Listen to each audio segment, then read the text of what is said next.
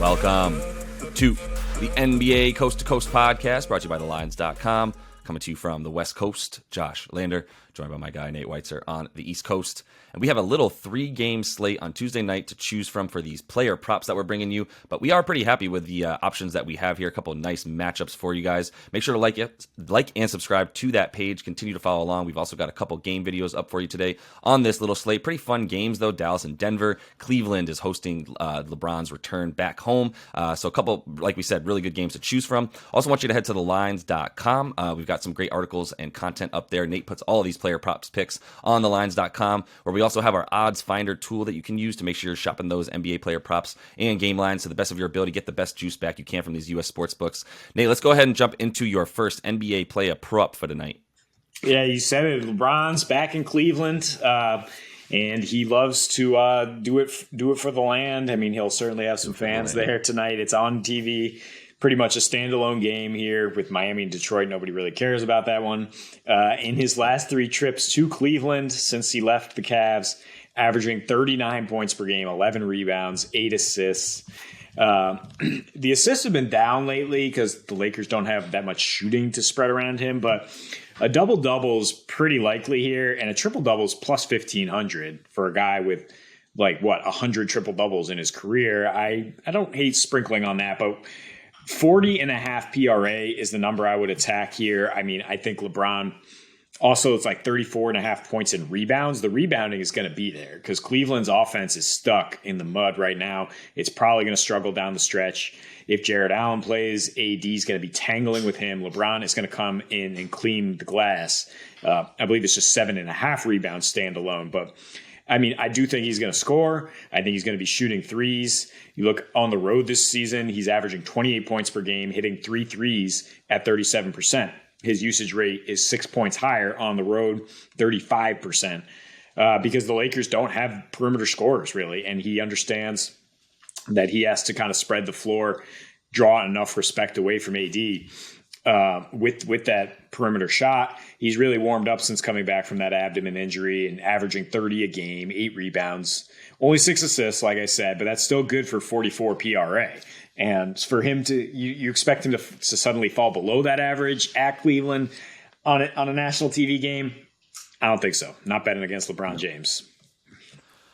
I'm not betting against anybody's player props tonight, to be honest with you, in that game. I'm seeing points. I'll probably hit an over in that one as well as hit the Lakers, to be honest with you.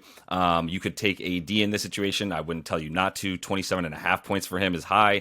The man just got 55, been averaging 42 over his last 3. He had, 12 of his last 14. He's had 30 points. So 27.5. I know that the Cavs limit you as they want to do. But for both those guys, LeBron, just blindly click LeBron tonight if he's back in Cleveland is how I would play it. And then for AD, I think he's going to be just as formidable as he's been. So I'm going to stick in this game, though, and talk about both of the other guards and both of the other best players on their team in terms of Darius Garland and Donnie Mitchell. Start with Darius Garland here. He's been playing super well. You can get 23.5 at pretty much even money for his points at DK, or you can get 22.5 points for about minus 113 at FanDuel for him, so get an extra point, a little bit worse juice, but you get one less point.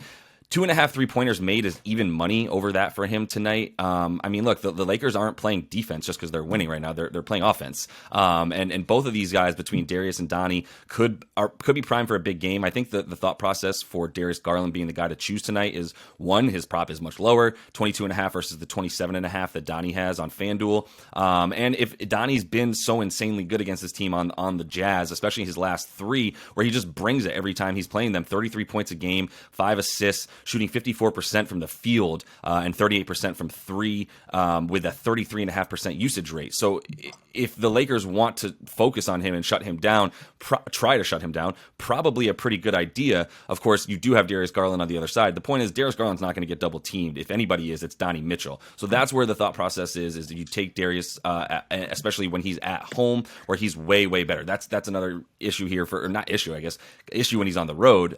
Definitely good when he's at home. 30 points a game at home versus 16.5 on the road. That's wild splits especially for an individual. 31% usage rate is 5 percentage points higher than when he's on the road. And his splits are just wildly better. I mean, he's just not making shots on the road. 53% from the field at home, 52% from deep at home, 34%, 29 on the road. So that drop in splits is huge, and the reason that you would feel better about Darius scoring tonight, maybe take both of them, or at least one of them. If there's a little bit of negative correlation of both of them getting over their points props, so you probably get some pretty good juice. But either way, either of those guys I'd feel pretty good about, because they both should get over the prop where it sits for them anyway. Was it a negative correlation when Donnie and Karis LeVert both had 41 in Boston? Because that's what Cleveland needs to do to be able to keep pace with a team that is legit. If the Lakers are legit, they're at least going to get a legit effort from this team, because, again, it's LeBron coming back. It's a high-profile TV game. Those home road splits are crazy. So I think with Garland, I don't think I need to take the points. I think I would take 2.5 threes at even money. Different odds at different places there. You might have to go minus 115 or so. But he's shooting 52% from three at home. He hit 10 threes in that 51-point game against Minnie, 4 threes against Miami, 4 against Portland, then cold on the road. And his last 2 at home there, 5 for 10 against Philly and Orlando. So I think, if it's a Lakers team that tries to pack the paint and deny Donnie Mitchell, there's going to be a lot of good looks for him from perimeter, DG that is. Switching over to the other game we break down here, the Nuggets and Mavs. I know we both like the Joker to keep boarding up. I think we like a lot of rebounds to be available in this game for Denver, because Dallas struggles to score on the road. So I like Aaron Gordon here, combining his points and rebounds at 22.5. He scored double figures in 9 of his last 10. The exception was when he played 14 minutes in a blowout win over Houston. He got in early foul trouble. They didn't need him. Still in that span, averaging 18 points and 7 boards per 36 this year. Josh averaging 29 combined points and rebounds. And Denver's going to have to, throw him out there on Christian Wood, as an alternative defender on Luka, because he is that big body who can keep Luka out of the paint where he's doing most of his damage. Denver turned it around after losing by 28 to Dallas when Christian Wood went off, and they just shut him down. And Aaron Gordon missed both those games. And so now he's kind of a pivotal factor that is something that makes us like Denver a lot at -4 here with the rest advantage. He scored in double figures in 10 straight against Dallas. 14 points per game, 6.3 rebounds per game. Not incredible numbers, but it still gets you close to this prop. And I think he will go over it tonight, because I think Dallas is going to be a little cold offensively after their hot shooting last night. And that's what you're looking for. And then, you need Ago to get in there and get his rebounds. But like we're saying, there's going to be rebounds to be had. And if you're telling me Joker to get 12 right now against this team is positive, is basically an even line there, then I'll go ahead and take. It's actually a little bit plus money. It's like plus 105 for him to get the 11.5 rebounds on DraftKings right now for the Joker. But either of these guys to get their points and rebounds feels like a pretty good bet in a game that's gonna have some bricks. So I'm gonna have some fun with our very last pick of today, Nate, and kind of take this pick at you. Ever since you started verbalizing your actual disdain, that's not fair, but ever since you started verbalizing your opinion on Killian Hayes as the worst draft pick in the first top 10 draft pick ever, for where he was taken, he's done pretty well. And he's not ever. I'm sorry, since Anthony Bennett. Since Anthony Bennett. Before that, maybe we're talking about like a Kwame Brown or Michael Olowokandi situation. But in this one, we've got Killian Hayes, 10.5 points. He's had his opportunities with Cade Cunningham out, and he's taken advantage of them. It's minus 105 for him to get more than 10 points on DraftKings right now, so even money there. For him to hit 2 threes is plus 182 on DraftKings. And like I said, for the last 15 points a game and 8 assists, almost 2 made threes, about 1.8 on about 4.4 attempts, but he's shooting 41%. So if he gets 5 attempts in there, he's going to be making 2. He had 35 points combined versus Dallas and Memphis recently. 15 of 26 shooting though, 58% from the floor for the young man. So I mean, he's showing some promise here. He's had some pretty good matchups. He played against Giannis and the Bucks team there recently, and went for 17 points a game over his last roughly like 5 or so. So I mean, in that last game against them, with with the way that he's sort of coming to life and actually like playing with confidence, I think there's reason to like his ability to get 11 points. Maybe you consider some assists in there too on a night where we don't have that much to choose from, as we've been saying in this Detroit-Miami game. Miami on the second leg of a back-to-back, and not exactly impressive right now after another loss to a Memphis team that really was playing their subs for the whole game. So Killian Hayes, probably an NBA sub and belongs coming off the bench, but in this game has plenty of opportunity to get his 11 points and make Nate continue to rue the day that he ever talked trash on Killian Hayes.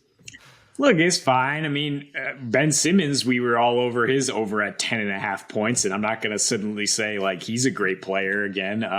It's opportunity for Killian Hayes. Yeah, Cade Cunningham's out. Jaden Ivey isn't going to hog usage that much. The Heat are on a back-to-back here. And the young man gained a little confidence. You mentioned that game against Dallas.